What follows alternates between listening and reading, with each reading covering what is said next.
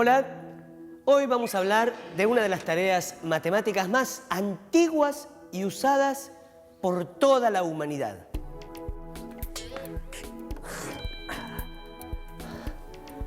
La medición de áreas. Es una actividad tan cotidiana que lo hacemos casi sin darnos cuenta. Por ejemplo, cuando jugamos al fútbol con amigos, marcamos los límites de la cancha,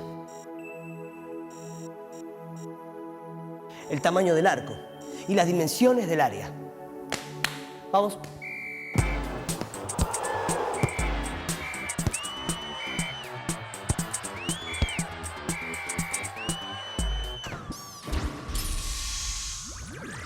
Marcar los límites y medir los lugares que los hombres habitamos, trabajamos o jugamos es algo que se hace desde que los pueblos comenzaron a establecerse en forma sedentaria.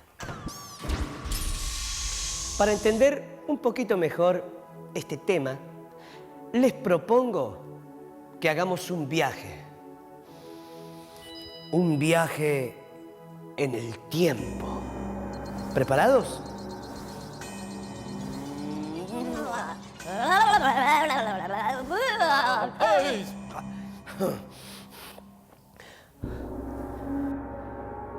Llegamos al antiguo Egipto, tierra de arena, pirámides, camellos y el famoso río Nilo. El río Nilo atraviesa de sur a norte todo el territorio egipcio.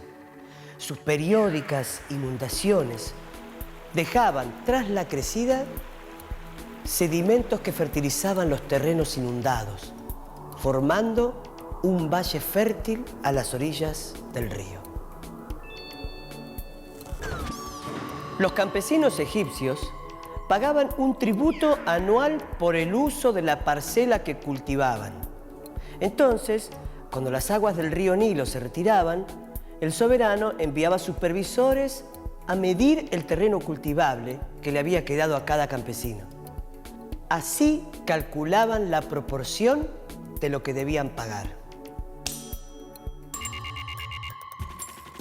Para delimitar los terrenos, se recurrió al uso de figuras geométricas simples: círculos, rectángulos, triángulos y cuadrados. A partir de este hecho, la geometría dejó de ser empírica para transformarse en científica. El historiador griego Heródoto ubicó el origen de la geometría en Egipto. Más tarde, ese conocimiento pasó a Grecia. Los egipcios también diseñaron acequias para que el agua de la inundación llegase hasta terrenos alejados. Gracias a esta obra de ingeniería, el desierto se convirtió en un oasis. Como en Mendoza, sus tierras eran áridas y miren ahora.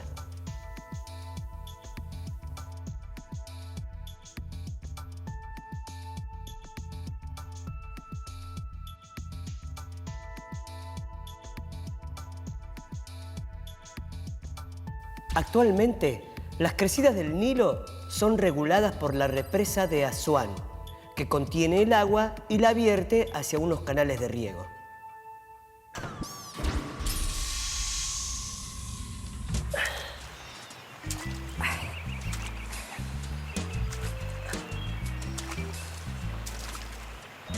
Para evitar los problemas que traen las crecidas de los ríos, se utiliza una línea imaginaria llamada curva de nivel, que une puntos de igual altura sobre el nivel del mar.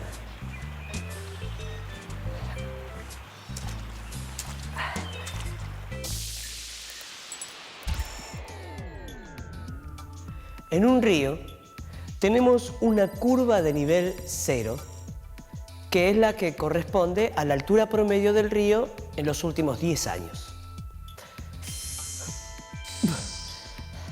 Luego, trazamos una curva de nivel, por ejemplo, a los 2 metros, que indica cuál será el borde del río si el nivel del agua aumentara 2 metros.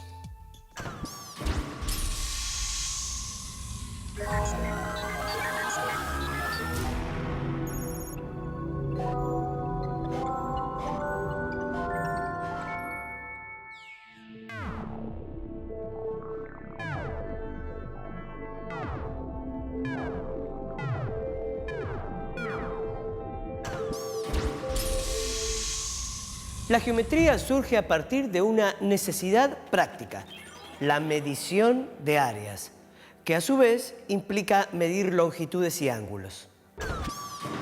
Fueron las necesidades sociales las que llevaron a desarrollar métodos para conocer la forma y la extensión de los terrenos. Algunos métodos continúan hoy vigentes. Por ejemplo, para calcular la superficie de una zona irregular, lo primero que debemos hacer es dividirla en partes. Para ello, usamos formas simples, como triángulos y rectángulos. Es una especie de rompecabezas, pero con piezas mucho más fáciles.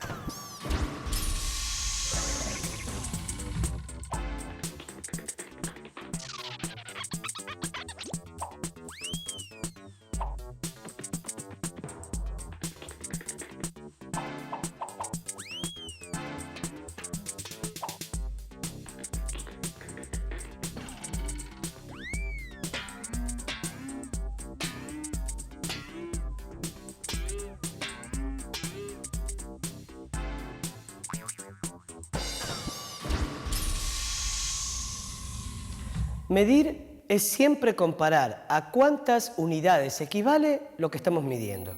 Por lo tanto, medir una superficie es encontrar cuántas veces equivale esa superficie respecto de la superficie que tomamos como unidad. Por ejemplo, para medir la superficie de una pared, podemos tomar un afiche como unidad de medida. Por lo tanto, los afiches que necesitamos para cubrirla representan la superficie total de la pared.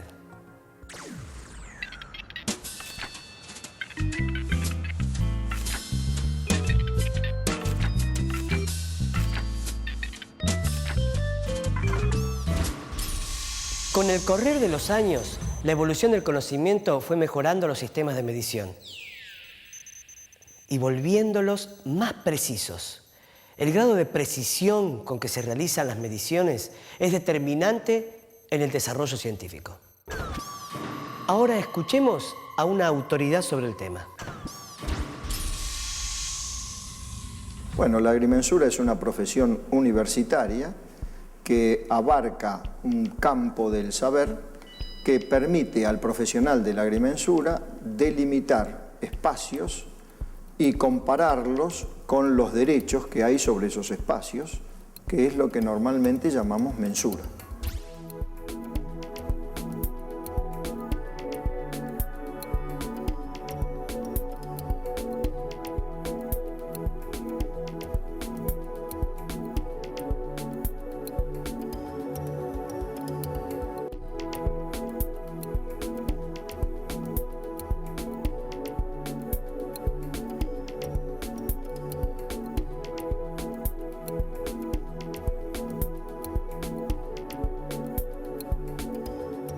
Bueno, la agrimensura en sí tiene su origen bastante remoto. Se cuenta que en el Antiguo Egipto, más o menos alrededor de 1400 años antes de Cristo, Heródoto es el que había ordenado a unos, serían el antecesor del agrimensor, que se los llamaba tiradores de cuerda, a demarcar las heredades que los agricultores utilizaban para hacer sus cultivos. Eso eran en las márgenes del Nilo. ¿Y por qué esto? Porque en las crecientes del Nilo se llevaban las marcas. El Nilo, cuando avanzaba, se llevaban las marcas, no quedaban delimitados los predios. Cuando volvía a sus cauces, había que volver a marcar. Y ahí estaban los tiradores de cuerda. Esos, digamos, que serían los orígenes de nuestra profesión, una de las más antiguas. Hasta no hace mucho tiempo atrás, cuando yo digo no hace mucho tiempo atrás, podemos hablar de 20, 30 años atrás, las mediciones se hacían con teodolitos, que se medían. El teodolito es un instrumento óptico con un transportador para llevarlo al lenguaje cotidiano que conocemos, el mismo transportador que vimos en nuestra escuela primaria, nada más que es un limbo graduado en bronce, y allí el teodolito nos permite tomar direcciones angulares, tanto ángulos horizontales como ángulos verticales. Y la medición de distancias se efectuaba con una cinta métrica. Una cinta métrica que es un fleje de acero en donde están marcadas, vienen marcas cada 20 centímetros, y era el equivalente a lo que hacían en el antiguo Egipto los tiradores de cuerda. Acá éramos tiradores de cinta. Ahora la tecnología avanzó y hay un instrumento que nos permite en él mismo realizar las dos operaciones, que es lo que nosotros conocemos como la estación total. La estación total, que es esta que está acá, es un instrumento topográfico que nos permite obtener la dirección angular y la distancia. Y además tiene unos programitas adentro incorporados que ya nos permite, además, recorrido un polígono, nos permite calcular su área directamente.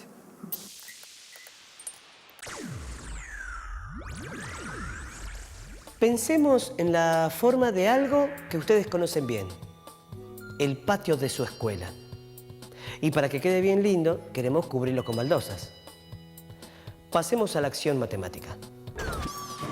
Tenemos un patio rectangular que debemos cubrir con baldosas. Cada una es un cuadrado de 15 centímetros. Las ubicamos y contamos la cantidad de baldosas por fila, son 10. Y la cantidad de filas son 5.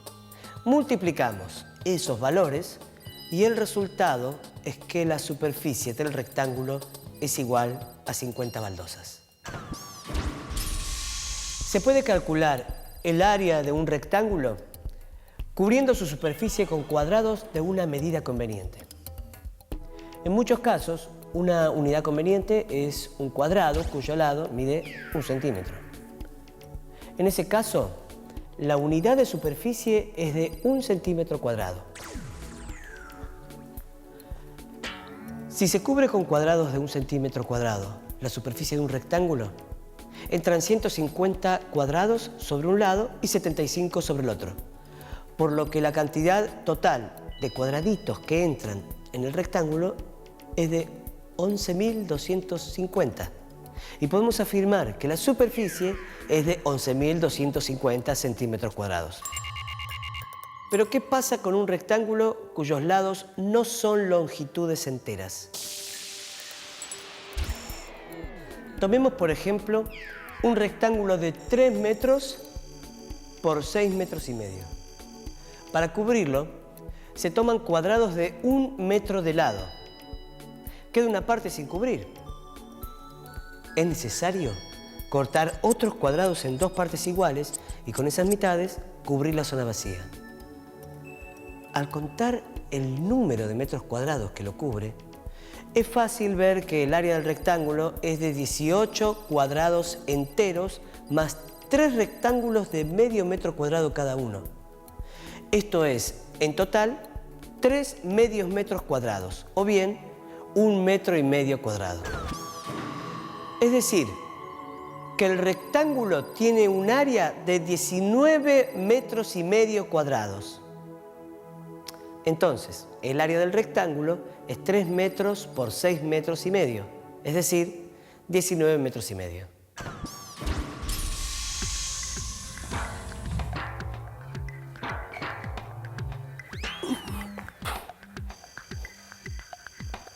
El área de cualquier rectángulo de lados A y B es el producto de la medida de los lados. Entonces, El área de un rectángulo se obtiene multiplicando la longitud de sus lados consecutivos. A partir de la fórmula del área del rectángulo, se obtienen también las áreas de otras figuras poligonales.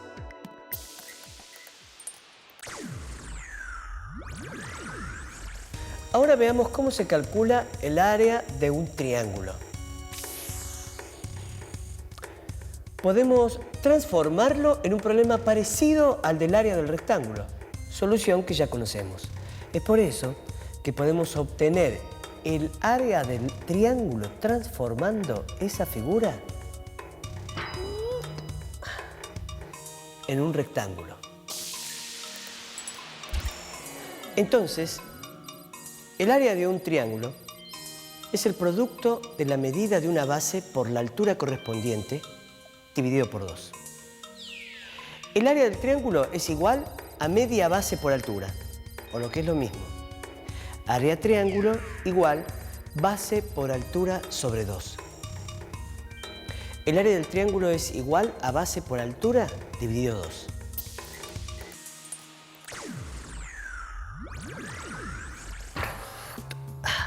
Ahora sí, para calcular el área de los paralelogramos, vamos a aplicar la misma estrategia que usamos con la de los triángulos.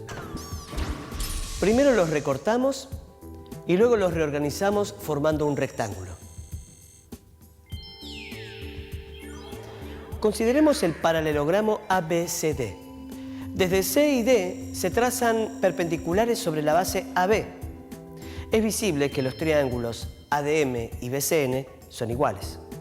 En consecuencia, el área del paralelogramo ABCD es la misma que la del rectángulo ABNC. Entonces podemos afirmar que el área de un paralelogramo es también como la del rectángulo, el producto de su base por su altura. Sí, ya sé lo que me vas a decir. Si el área del triángulo es también la mitad del área del paralelogramo, ¿es posible armar paralelogramos con dos triángulos idénticos? Sí, es posible. Basta probarlo. Ahora lo vamos a hacer un poquito más difícil.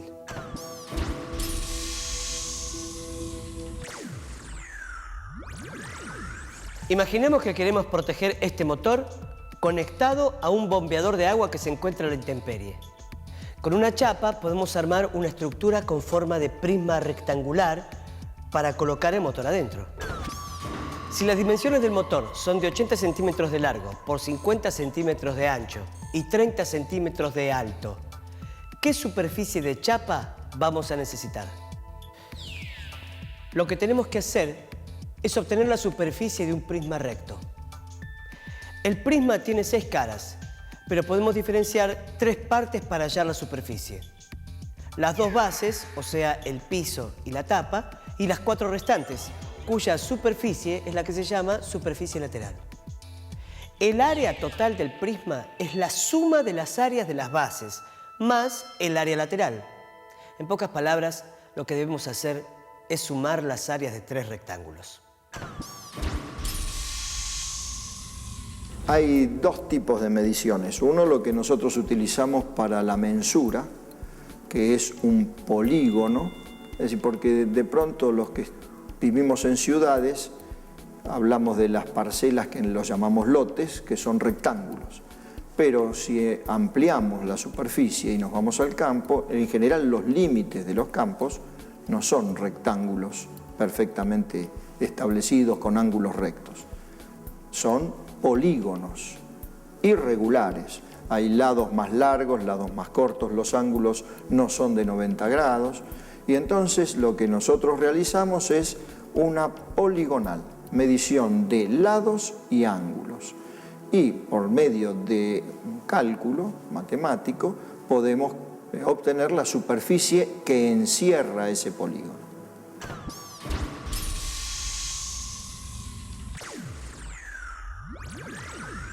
Estamos de vuelta en las pirámides. Si los antiguos egipcios hubieran querido cubrirlas de cerámicos, hubiera sido necesario primero conocer la superficie de la pirámide. ¿Pero cómo?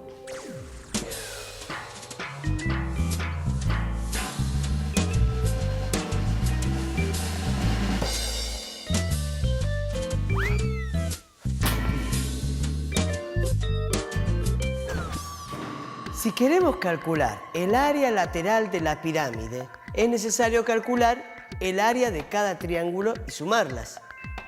Si se le suma el área de la base, se obtiene el área total. Es decir que el área lateral de la pirámide es igual a la suma de las áreas de las caras triangulares. Pero estas no son las únicas formas de calcular áreas. En el próximo bloque veremos otros ejemplos muy interesantes.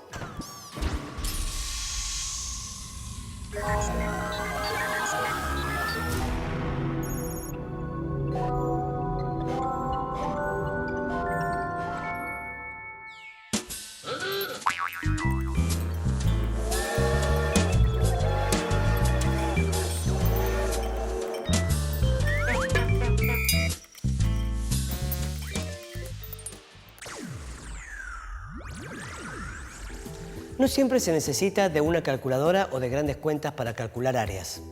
Hay formas intuitivas que surgen de la práctica cotidiana.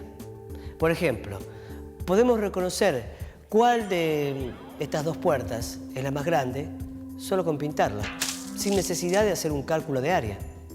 Una vez finalizado el trabajo, podemos decir que esta puerta es más grande porque al pintarla se necesitó más pintura que en la otra. En ese caso, una unidad de volumen, como el tarro de pintura, ayuda a calcular la superficie de las puertas.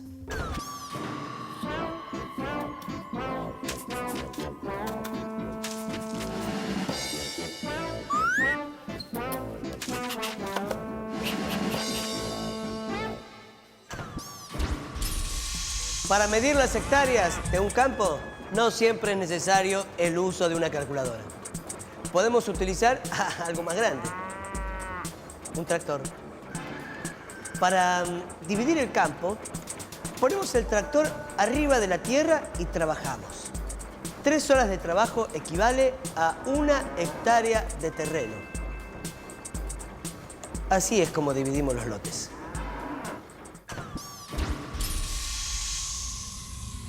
De alguna manera, muchas veces uno está en el campo y no tiene una forma tradicional de medir las cosas, pero hay formas no tradicionales, llamémoslo así, que pueden ser, por ejemplo, si uno no tiene una calculadora o un cierto tipo de elementos para poder medir, uno sabe que, por ejemplo, un tractor, cierto tipo de tractor, con cierto tipo de sembradora o disco